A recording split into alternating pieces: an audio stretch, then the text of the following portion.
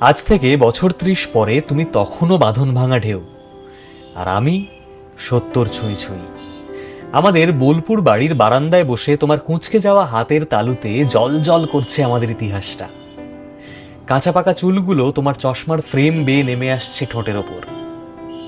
পাশে টেবিলে রাখা ঠান্ডা হয়ে যাওয়া চায়ের কাপ। তোমার চোখের তলার চামড়ার ভাঁজে আমি মুগ্ধ হয়ে দেখি আমাদের একসাথে বুড়ো হওয়াটা।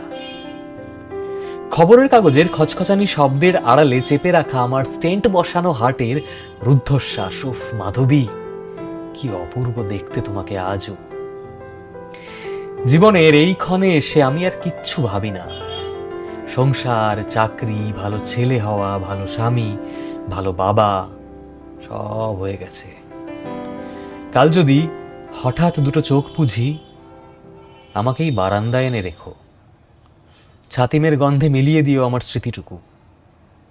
নিথর হয়ে যাওয়া ঠান্ডা হাতটা ধরে শুধু একবার কানে কানে বলো, তোমার ভালো বন্ধু হতে পারলাম তো এ জন্মে।